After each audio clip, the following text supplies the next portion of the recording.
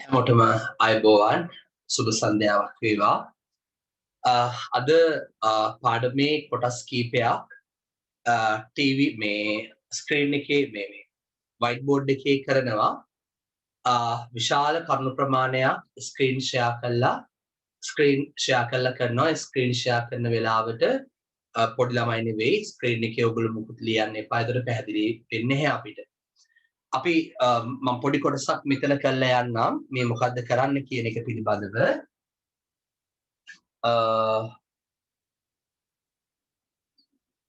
තප්පරක් ඉන්න ඔයගොල්ලෝ දරුවේ ටෙක්ස්ට් එකක් දානවා. අද හරි මේ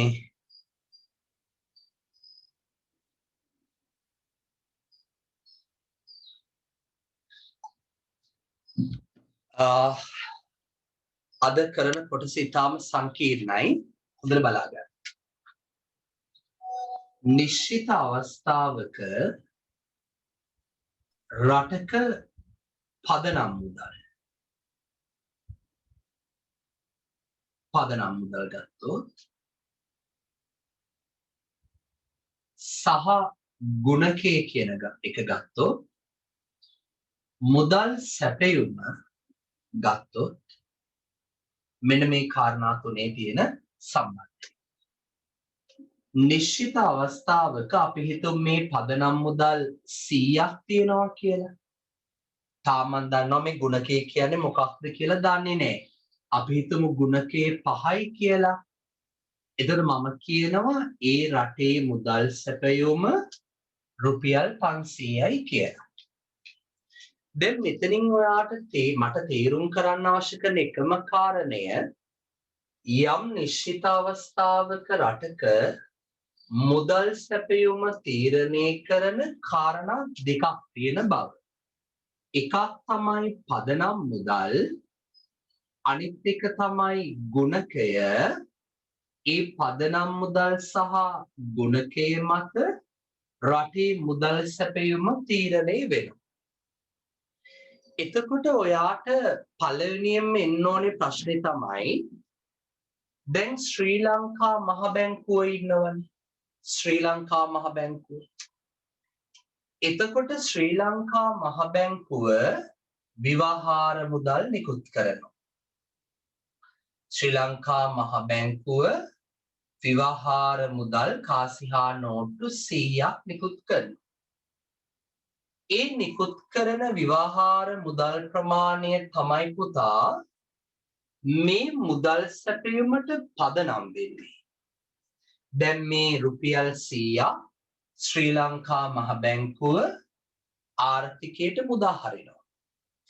එතකොට මේ මුදල් සැපයුමට පදනම් වන මෙන්න මේ ශ්‍රී ලංකා මහ බැංකුව නිකුත් කරපු රුපියල් 100 තමයි අපි හඳුනාගන්නේ පදනම් මුදල් කියලා. එතකොට ඔයාට ප්‍රශ්නේ එන්නේ ශ්‍රී ලංකා මහ බැංකුව කාසිහා නෝට්ටු නිකුත් කළේ 100ක් නම් ඒකට අපි කියනවානේ පදනම් මුදල් කියලා. එහෙනම් රටේ මුදල් සැපයුම 100ක් නෙවෙන්න ඕනේ. මුදල් සැපයුම කිව්වේ නිශ්චිත අවස්ථාවක මහජනයා ළඟ තියෙන මුළු මුදල් තොගය. ශ්‍රී ලංකා මහ බැංකුව නිකුත් කළේ 100ක් නම් මහජනතාව ළඟ තියෙන්නත් ඕනේ 100යි. නමුත් ඔබට පේනවද මුදල් සැපයුම 500ක් කියලා? ඒකට හේතුව තමයි මේ ශ්‍රී ලංකා මහ බැංකුව නිකුත් කරන මේ ආරම්භක මුදල් ප්‍රමාණය 100 අපි හඳුනා ගන්නවානේ පදනම් මුදල් නැත්නම් අධිබලති මුදල් කියලා. මේ 100 මෙන්න මේ අංශවලට ගලාගෙන යනවා. කා ළඟටද ගලාගෙන යන්නේ? මිනිස්සු ළඟට ගලාගෙන යනවා 70ක්. මේ දෙකම ගලාගෙන යන්නේ වාණිජ බැංකු වලට. වාණිජ බැංකු වල සේප්පුවේ තියෙනවා කිව්වා 20ක්. ඒ වගේම දැන් මෙහෙම වැඩක් වෙනවා. ශ්‍රී ලංකා මහ බැංකුව සෙන්ට්‍රල් බැංක් එක අපිට මේ වාණිජ බැංකුව ලංකා බැංකුව කියලා. දැන් මේ ලංකා බැංකුවට කස්ටමර් කෙනෙක්ගෙන් මේ කස්ටමර්ගෙන් 25ක තැන්පතුවක් ආවොත් 25ක තැන්පතුවක් ආවොත් ශ්‍රී ලංකා මහ බැංකුව කියනවා මේ වාණිජ බැංකුවට ශ්‍රී ලංකා මහ බැංකුවේ තියෙනවා වාණිජ බැංකුවේ නමින් ගිණුමක්. මේ මුළු තැන්පතු ප්‍රමාණයෙන් 5ක ප්‍රමාණයක් සෙන්ට්‍රල් බැංක් එකේ තියෙන වාණිජ බැංකුවේ තියෙන ගිණුමේ තියාගන්න කියලා. ඒතර මේ 25 20ක් සෙන්ට්‍රල් බැංක් එකට ගියාම වාණිජ බැංකුවේ සේප්පුවේ තියෙනවා 20ක මුදලක්. ඒක තමයි මෙතන මේ කොටස් දෙකකට කඩලා තියෙන්නේ. ඒක තමයි මෙතන මේ කොටස් දෙකකට කඩලා තියෙන්නේ. වාණිජ බැංකුවල විවහාර මුදල් කියන්නේ අර සේප්පුවේ තියෙන රුපියල් 20. මහ බැංකුව වෙත ඇති වාණිජ බැංකු තැන්පතු කියන්නේ මහ බැංකුවේ තියෙන ඒ වාණිජ බැංකුවේ තියෙන ගිණුම තියාගෙන යන පහ. ඊට අමතරව මහ බැංකුවේ තියෙනවා රාජ්‍ය නියෝජිත ආයතනවල තැන්පතු. අපි ඒකට කිව්වා DOI. අපි ඒක ගැන ඊසතියේ කතා කළා. එතකොට දැන් අපිට ඒක 5යි කියලා. එතකොට දැන් අපිට මේ පදනම් මුදල් හොයාගන්න පුළුවන් මේ තුන් දෙනා එකතු කරලා. එතකොට යම් නිශ්චිත අවස්ථාවක ශ්‍රී ලංකා මහ බැංකුව නිකුත් කරන විවහාර මුදල් ප්‍රමාණය තමයි අපි හඳුනාගන්නේ පදනම් මුදල් කියලා. ඒ පදනම් මුදල් මෙන්න මේ තැන්වල තමයි ස්ථානගත වෙලා තියෙන්නේ. ඒතර ප්‍රශ්න තියෙන්නේ රටේ මුදල් සැපයුම පදනම් මුදල් වලට වඩා වැඩි වෙන්නේ ඇයි? දැන් මේ වාණිජ බැංකුව වලට එනවනේ 20ක තැන්පතුවක්. දැන් එයා ළඟ තියෙනවනේ 20ක තැන්පතු ප්‍රමාණයක්. ඔයා දන්නවා මෙන්න මෙයාගේ ක්‍රියා අද අපි කරනවා අද ඉගෙන ගන්නවා මෙයාගේ ක්‍රියාවලියක් තියෙනවා මුදල් මැවීම කියලා. ඒතර ඔයා දන්නවනේ මුදල් සැපයුම හැදෙන්නේ විවහාර මුදල් වලට එකතු වෙනවනේ වාණිජ බැංකුවල තියෙන ඉල්ලුම් තැන්පතු වල තියෙන සල්ලි. ඉල්ලුම් තැන්පතු දැන් මෙයා කරන වැඩේ තමයි 20ක තැන්පතුවක් දැන් මෙයා ළඟට ආපුවාම 25ක ආපුවාම මෙයා මේ 20න් ඒ වගේ කීප ගුණයක් මෙන්න මෙයා බිහි කරනවා. ඒ කියන්නේ මෙයා දැන් විවහාර මුදල් 100යි කියලා අපි ගමුකෝ. මහජනතාව ළඟ තියෙන විවහාර මුදල් නිකන් හිතනකො 100යි කියලා. දැන් මෙයා ළඟට ගිය 20න් මෙයා මොකද කරන්නේ? ඉල්ලුම් තැන්පතු 120ක් මැව්වහම මුදල් සැපයුම 220ක් බවට පත් වෙනවා. එතකොට මෙන්න මේ වාණිජ බැංකුවල සිද්ධ වෙන මුදල් මැවීමේ ක්‍රියාවලිය හින්දා තමයි පදනම් මුදල් සහ මුදල් සැපයුම අතර ඒ වෙනසක් අපිට දක්නට තියෙන්නේ. අපි දැන් ඔය ගැන කතා කරමු. එහෙනම් මෙච්චරයි තේරුම් ගන්න ඕනේ. මොකද්ද පදනම් මුදල් කියලා කියන්නේ? මෙන්න මේ රටක පවත්නා මුදල් තොගයට මෙන්න මේ මුදල් සැපයුමට පදනම සපයන මේ 220ට පදනම් වෙන්නේ මේ 100. මෙන්න මේ මුදල් සැපයුමට පදනම් වන මෙන්න මේ මූල්‍ය වත්කම් ටික තමයි අපි කතා කළේ ගිය සතියේ පදනම් මුදල් කියලා. ඒ නිසා මම දැන් ස්ක්‍රීන් එක ෂෙයා කරලා ලොකු රූපසටහනක් තියෙනවා. ලියන්න උත්සාහ කරන්න එපා. ඒක බෝඩ් එකේ අඳින්න බෑ මට මේ ගොඩක් ඉඩ යනවා. මේ ඔයගොල්ලෝ හැම කෙනෙක්ම හොඳට බලාගෙන ඉන්න මම කියා දෙන සටහන දිහා.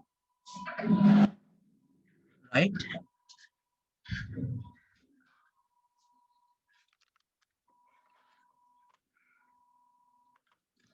හොඳට තේරුම් ගන්න මම ඔයගලන්ට මේක එවන්නම් ඊට පස්සේ.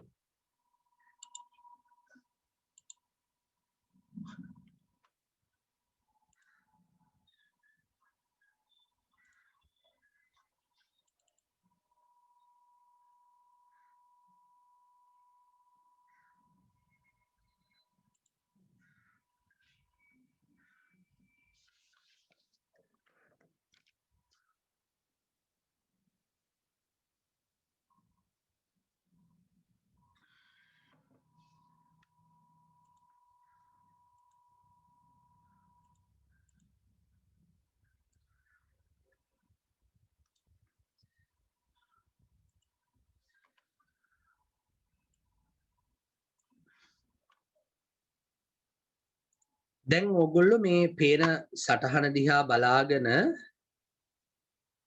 මම මේ කියන එක තේරුම් ගන්න උත්සාහ කරන්න.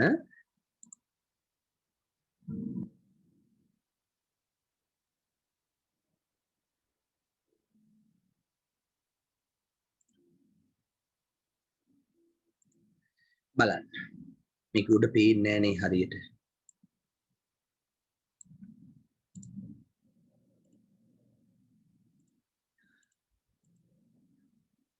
බලන් ඉන්න හොඳට. දැන් ඔයාට පේනවද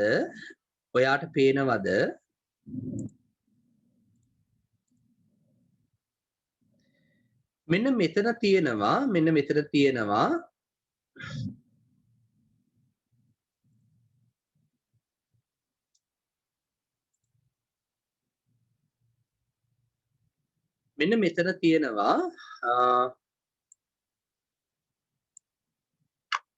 රටක මුදල් සැපයීමේ ආරම්භක මුදල් තොගය මේ පේනවනේ රටක මුදල් සැපයීමේ ආරම්භක මුදල් තොගය කියන්නේ මුල් අවස්ථාවේ තියෙන මුදල් තොගය වෙන්නේ ශ්‍රී ලංකා මහ බැංකුව නිකුත් කරන විවහාර මුදල් ප්‍රමාණය. ඒ කියන්නේ කීයද?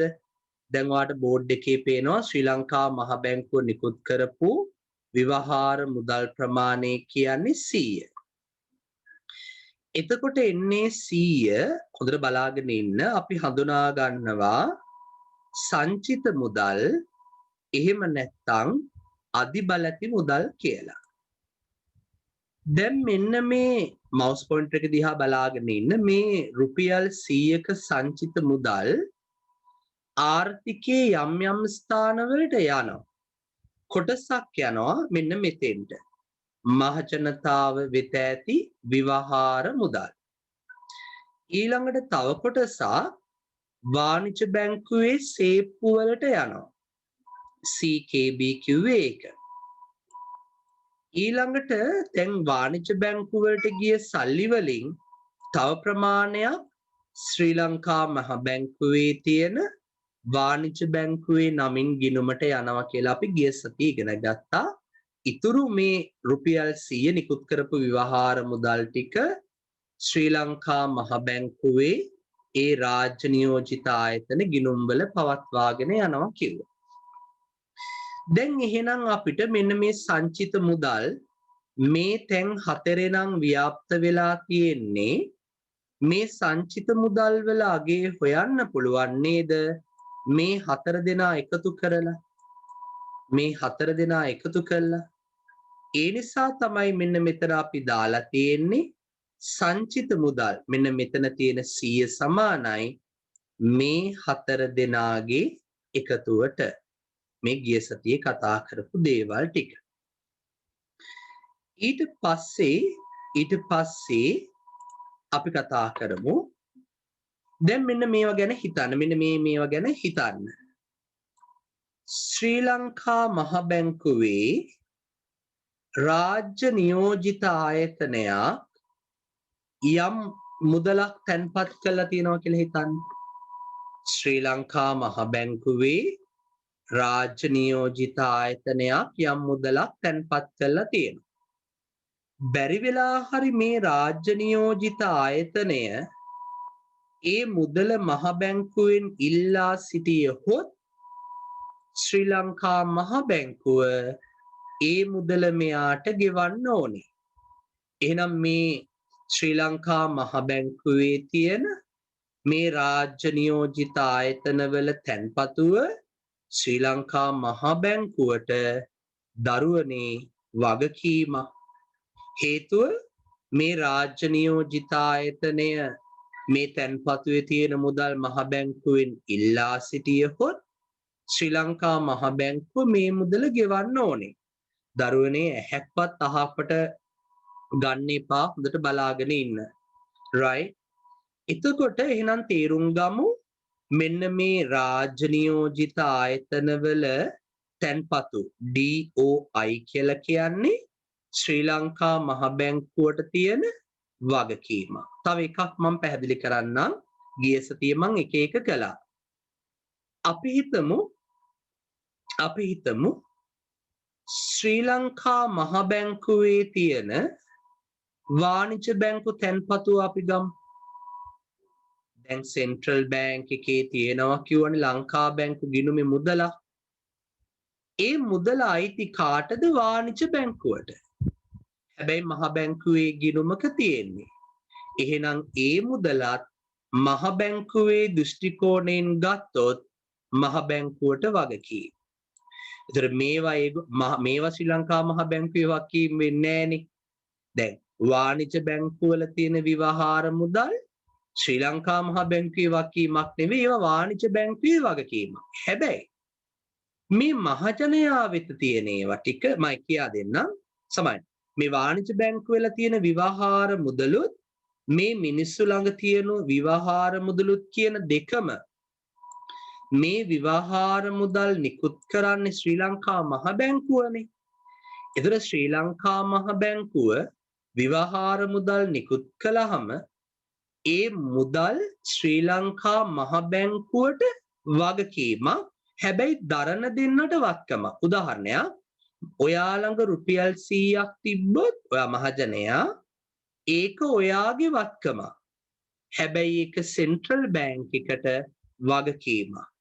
දැන් උදාහරණයක් විදිහට සෙන්ට්‍රල් බැංක් එක කාසිහා නෝට්ටු අච්චු ගහලා ඕගොල්ලන්ට දෙනවනේ. ඒතර ඕගොල්ලන්ට ඒව වත්කම්. හැබැයි නිකුත් කරපු ශ්‍රී ලංකා මහ බැංකුවට ඒව වගකීම්. එනම් බලන්න මේ පදනම් මුදල් වල තිබ්බ මහජනයා සතු විවහාර මුදල් ටික, වාණිජ බැංකුවල තිබ්බ මුදල් ටික, ඊළාට සෙන්ට්‍රල් බැංක් එකේ තියෙන වාණිජ බැංකුවේ ගිණුමේ තියෙන මුදල් ටික, රාජ්‍ය නියෝජිත ආයතනවල මුදල් ටික මහ බැංකුව පැත්තෙන් ගත්තොත් එයාට වගකීමක්. හැබැයි මේ වගකීම් හතර ඔයා දන්නවා H. ඒ කියන්නේ මේ හතර එකතුව මොකක්ද? පදනම් මුදල්. පදනම් මුදල්. එහෙනම් මේ හතර එකතුව පදනම් මුදල්. හැබැයි ඊට අමතරව ශ්‍රී ලංකා මහ බැංකුවට තවත් වගකීම් තියෙනවා. දැන් ඔයා හිතාගෙන හිටියානම් මහජනතාවගේ විවහාර මුදල් ටිකයි, වාණිජ බැංකුවල තියෙන සල්ලි ටිකයි, සෙන්ට්‍රල් බැංක් එකේ තියෙන වාණිජ බැංකුවේ ගිණුමේ සල්ලි ටිකයි, ශ්‍රී ලංකා මහ බැංකුවේ තියෙන රාජ්‍ය නියෝජිත ආයතනවල තැන්පතු ටිකයි, මෙන්න මේ ටික විතරයි ශ්‍රී ලංකා මහ බැංකුවේ වගකීම් කියලා ඔයා වැරදි. ශ්‍රී ලංකා මහ බැංකුවට තවත් වගකීම් තියෙනවා. තවත් වගකීම් තියෙනවා. මොනවාද? ඔයා දන්නවා රජයේ බැංකුවනේ ශ්‍රී ලංකා මහ බැංකුව. රජය ශ්‍රී ලංකා මහ බැංකුවේ ගිණුම් පවත්වාගෙන යනවා. අපි මේක රජයේ පැත්තකින් දාන්න. වාණිජ බැංකුවක ඔයා ගිණුමක් ආරම්භ කළොත් ඔයාගේ වත්කමක්. හැබැයි වාණිජ බැංකුවට ජංගම ගිණුම වගකීමක්. බැංකු සැසඳුමේ ඉගෙන ගන්නවනේ. ඔයා වාණිජ බැංකුවක මුදල් තැන්පත් කළොත් ඔයාට වත්කමක්. හැබැයි වාණිජ බැංකුවේ දෘෂ්ටි කෝණයෙන් ඒ අපි පවත්වාගෙන යන ගිණුම එයාට වගකීමක්. ඒ වගේ තමයි රජය විසින්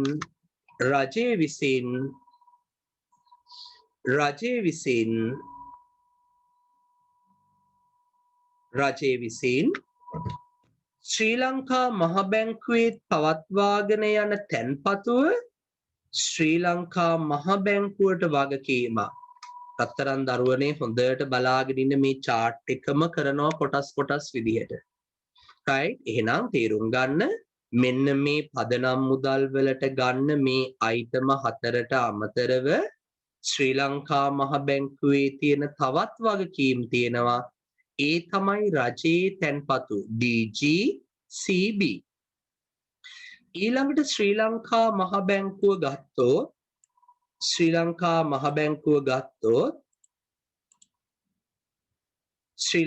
මහ බැංකුව අපි ගත්තොත්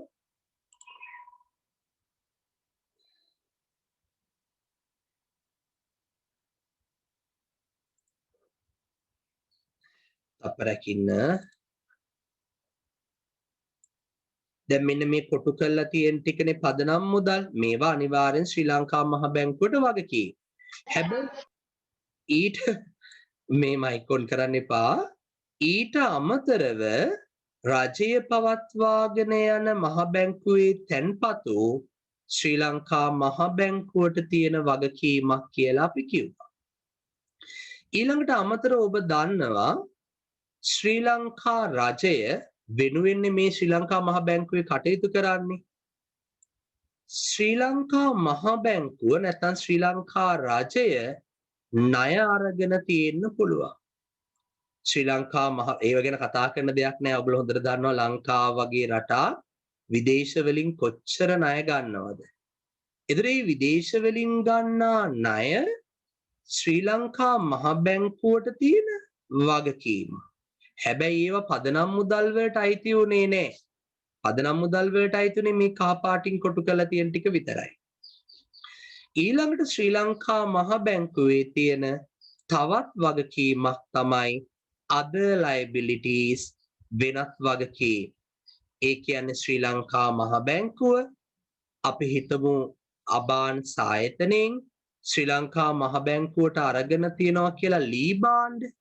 ශ්‍රී ලංකා මහ බැංකුවට කෝටි 10ක ලී බාණ්ඩ අරගෙන තියෙනවා. ඒතර අන්න ඒ වගේ අනිකුත් වගකීම් තමයි මෙන්න මේක තුළ නිරූපණය වෙන්නේ. එහෙනම් තේරුම් ගන්න දැන් මම කතා කළේ ශ්‍රී ලංකා මහ බැංකුවට තියෙන වගකීම්. ඒතර මේ ශ්‍රී ලංකා මහ බැංකුවට තියෙන වගකීම් මොනවාද? ශ්‍රී ලංකා මහ බැංකුවට තියෙන වගකීම් තියෙනවා කීපයක්. එක වගකීමක් තමයි මෙන්න මේ මහජනතාවගේ විවහාර මුදල් පදනම් මුදල් අපි ගැන කතා කළානේ. ඊට අමතරව මෙන්න මේ කාරණා ටික මොනවාද?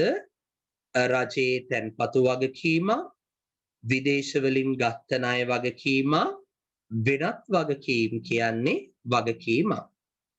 ඊළඟට ශ්‍රී ලංකා මහ බැංකුව මේ වගකීම් ඔබ දන්නවා ශේෂපත්‍රයක මේ වගකීම් ආවරණය කර ගන්නවානේ වත්කම් වලින්. ඒක ශ්‍රී ලංකා මහ බැංකුවටත් පොදුයි. ඒක ශ්‍රී ලංකා මහ බැංකුවටත් පොදුයි. එතකොට ශ්‍රී ලංකා මහ බැංකුව මෙන්න මේ කියපු එකයි මෙන්න මේ වගකීම් ටික මේ 1 2 3 4න් කියන්නේ පදනම් මුදල්. එතකොට මේ 5 6 7 මෙන්න මේ වගකීම් 7 ආවරණය කර ගන්නවා ශ්‍රී ලංකා මහ බැංකුවේ වත්කම් වලින්. එන අපි බලමු ශ්‍රී ලංකා මහ බැංකුවේ වත්කම් මොනවාද? ඔයා දන්නවා ශ්‍රී ලංකා මහ බැංකුව කියන්නේ අවසාන ණය දෙන්න. යම් කිසි වාණිජ බැංකුවකට ද්‍රවශීලතා ගැටලුවක් ආවොත් ඒ වාණිජ බැංකුව ඉස්සෙල්ලාම යන්නේ නැහැ කිව්වා මහ බැංකුවෙන් ණය ගන්න. තවත් වාණිජ බැංකුවකින් ණය ගන්න යන්නේ. නමුත් ඒ වාණිජ බැංකුව ළඟත් නැත්තම් සල්ලි ඒ අදාළ බැංකුව ශ්‍රී ලංකා මහ බැංකුවෙන් ණයක් ගන්න යනවා. දැන් හිතන්න මම ඔයාට ණයක් දුන්නොත් ඒ ණය මුදල මගේ පැත්තෙන් වත්කම. එතකොට ශ්‍රී ලංකා මහ බැංකුව මේ වාණිජ බැංකුව වලට දීලා තියෙන ණය ශ්‍රී ලංකා මහ බැංකුවට තියෙන වත්කම. ඊළඟට ශ්‍රී ලංකා මහ බැංකුව රජයටත් ණය දෙනවා. රජයටත් ණය දෙනවා. එනම් රජයට ලබා දුන් ණය ශ්‍රී ලංකා මහ බැංකුවේ දෘෂ්ටි කෝණයෙන් ශ්‍රී ලංකා මහ බැංකුවට වත්කමක් වුණා. ඊළඟට දැන් අපි දැක්කා කොවිඩ් වලදී වගේ තත්ත්වවලදී ජාත්‍යන්තර වශයෙන් අපිට ෆන්ඩ්ස් ලැබෙනවා. ජාත්‍යන්තර පවත්වා ජාත්‍යන්තර සංවිධාන නැත්නම් ජාත්‍යන්තර රටවල් නිල වශයෙන් අපිට ලබා දෙන විදේශ මුදල් තියෙනවා. ඒවා ශ්‍රී ලංකා මහ බැංකුවේ වත්කම රජයකට නෙව ලැබෙන්නේ ජාත්‍යන්තර සංචිත. ඊළඟට ශ්‍රී ලංකා මහ බැංකුව ඉඩම් මෙහෙම අරන් තියෙනවා, බිල්ඩින් තියෙනවා, එයාගේ පරිගණක තියෙනවා, වාහන තියෙනවා. ඒවා ශ්‍රී ලංකා මහ බැංකුවේ other assets වෙනත් වත්කම් කියලා හඳුනාගෙන තියෙනවා. ඒතර ශ්‍රී ලංකා මහ බැංකුව මෙන්න මේ වගකීම් ටික මෙන්න මේ කියපු වත්කම් වලින් ආවරණය කරගන්නවා කියලා අපි කිව්වා. ඊළඟට මේ ශේෂපත්‍ර සමීකරණේ අපි මෙන්න මේ පැත්තේ ඉතුරු කරගමු මෙන්න මේ පදනම් මුදල් වලට ගන්න දේවල් ටික. පදනම් මුදල් වලට ගන්න ඒවා ටික අපි ඉතුරු කරගමු. කවුද? CP, CKB, RR, DOI. ඒතර මේ ටික අපි ගත්තේ නැත. හේතුව ඒවා පදනම් වගකීම් වුණා. ඒවා පදනම් මුදල් වලට අයිති වෙන්නේ නැහැනේ දරුවනේ. දැන් අපි මේ පදනම් මුදල් වලට ගන්න මේ ටික තියාගෙන ඉතුරු ටික ඔක්කොම සමාන ලකුණු එහා පැත්තට අරන් යන්න. කවුද ඉතුරු වෙන්නේ? මෙන්න මෙයා. මේ මවුස් පොයින්ටර් එකේ තියෙන තැන බලන්න. මොනවාද? වාණිජ බැංකුවට ලබා දුන්නු ණය. දැන් ඔයා දන්නවා වත්කම් වලින් මෙන්න මේ පැත්තේ වගකීම් අඩු කළොත් එන්නේ සුද්ධ වත්කම්. වත්කම් වලින් වගකීම් අඩු කළොත් එන්නේ සුද්ධ වත්කම්. චුට්ටක් ස්ක්‍රීන් එක බලන්න මේ බෝඩ් එක. හැමතිස්සෙම දරුවනේ වත්කම් වලින් වගකීම් අඩු කළොත් සුද්ධ වත්කම් එන්නේ net assets. මේකට කියනවා assets, මේකට කියනවා liabilities. වත්කම් වලින් වගකීම් අඩු කළොත් එන්නේ සුද්ධ. මේ උඩේ කියනාගේ අකුර තමයි එන්නේ මේ තේරුම් ගන්න. වත්කම් assets, වගකීම් liabilities. වත්කම් වලින් වගකීම් අඩු කළොත් එන්නේ net assets. net කියන්නේ සුද්ධ. මේ පළවෙනි අකුර එන්නේ. එතකොට ඔතනත් එහෙමයි අපි කරන්නේ. ශ්‍රී ලංකා මහ බැංකුවේ වත්කම් දැක්කා. ශ්‍රී ලංකා මහ බැංකුවේ වගකීම් අපි දැක්කා. ශ්‍රී ලංකා මහ බැංකුවේ වත්කම් වලින් වගකීම් අඩු කළා. දැන් අපි ශ්‍රී ලංකා මහ බැංකුවේ සුද්ධ වත්කම් ගන්න යනවා. සුද්ධ වත්කම් ගන්න යනවා. එතකොට ඔයා තේරුම් ගන්න ඕනේ ඉස්සලාම අඩු කරන්නේ වත්කම් වලින් තමයි වගකීම් අඩු කරන්නේ. හැබැයි වත්කම් වෙන එන අකුර තමයි එන්න අකුරත් එක්ක ඉස්සලාම එන්නේ. තේරුණාද? ස්ක්‍රීන් එක බලන්න. එතකොට දැන් බලන්න මෙන්න මෙතන තියෙනවනේ දැන් වත්කමක් මෙන්න මෙයාව ගමු. රජයට දුන්නු ණය ශ්‍රී ලංකා මහ බැංකුවේ තියෙන වත්කම. ඔන්න ගත්තා. ඔන්න ගත්තා මේවා එක මම මෙතන චුට්ටක් මකන්නම් ඔයගොල්ලන්ට පේන්නේ නැත්තම්.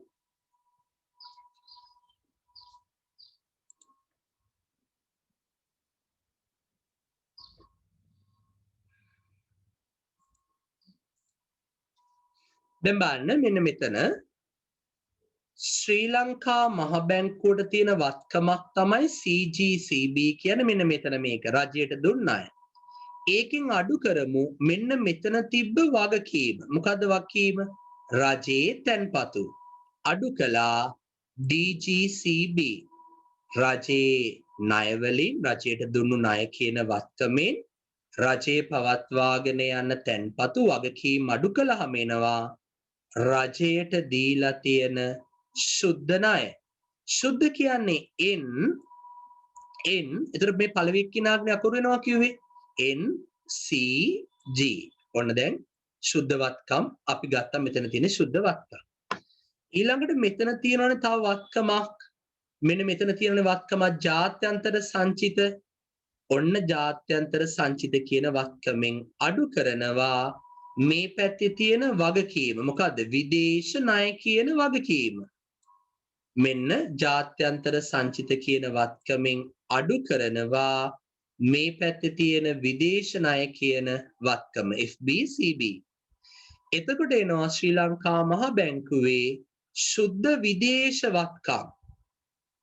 පුතේ මෙන්න මේවා දේශීය ඒවා. මේ තියෙන දේශීය වත්කම්. මේක විශේෂයි මේක විදේශ වත්කම්. දැන් එතකොට මොනවාද ගියේ? රජයේ තැන්පතු ගියා, රජයේ ණය ගියා, ජාත්‍යන්තර සංචිතේ ගියා, විදේශ ණය ගියා. දැන් ඉතුරු කවුද? වෙනත් වත්කම් වලින් වෙනත් වගකීම් අඩු කරන්න ඕනේ. එතකොට මේ බලන්න වෙනත් වත්කම් තමයි other assets minus මෙතන ඍණ වෙන්න ඕනේ, මෙතන ඍණ වෙන්න ඕනේ other liabilities. දැන් එනවා අනිකුත් සුද්ධ වත්කම්. සුද්ධ නිසා net පළවෙනි එක්කෙනාගේ අකුරු ටික. මෙතනත් net පළවෙනි එක්කෙනාගේ අකුරු දෙක. එහෙනම් පදනම් මුදල් දැන් මේ හතර අපි සමාන ලකුණෙන් මේ පැත්තට ගත්තානේ. එතකොට මෙන්න මේ පදනම් මුදල් සමාන වෙනවා මෙන්න මෙතන තියෙන වාණිජ බැංකු වලට දුන්නු ණය සහ මෙන්න මේ කියපු සුද්ධ දේශීය මෙන්න මේක දේශීයවත්කම සුද්ධ දේශීයවත්කමක් මෙන්න මේකත් සුද්ධ දේශීයවත්කම මේකත් සුද්ධ දේශීයවත්කම හැබැයි මේක වෙනස් හේතුව මේක සුද්ධ විදේශවත්කම. එහෙනම් පදනම් මුදල් වලට බලපාන සාධක තමයි මෙන්න මේ සාධක 1 2 3 4. එතකොට පදනම් මුදල් තොගේ සමානයි පදනම් මුදල් සොගේ සමානයි එක්ක ගන්න පුළුවන් පදනම් මුදල් කෙරෙහි බලපාන සාධක. මොනවාද සාධක? මෙන්න මේ කතා කරපු AKB කිව්ව වාණිජ බැංකු වලට දුන්නු ණය ඊළඟට රජයට ලබා දුන්නු සුද්ධ ණය ශ්‍රී ලංකා මහ බැංකුවේ සුද්ධ විදේශ වත්කම් අනෙකුත් සුද්ධ වත්කම්. එතන මෙතන දැන් අපි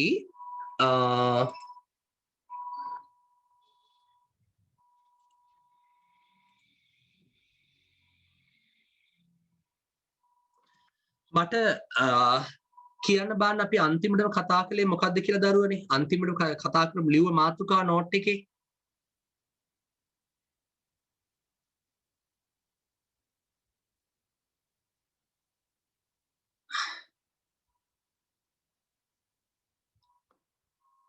දරුවනේ මම ඔයගලන්ට ප්‍රශ්නයක් අහනවා මොකක්ද අන්තිමට කතා කරපු මාතෘකාව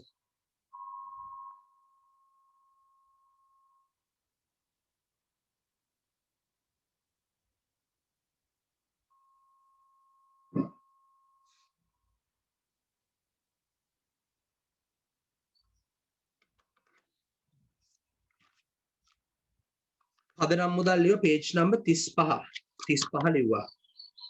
හරි. එන්න ලිව්වා. එන්න 36ට එන්න. 36 ලියන්න තියෙන. එන්න කට්ටියම අලුත් lesson එකට එන්න. අලුත් lesson එකට log in ටක් ගාලා මේක අයින් වෙලා 36ට එන්න.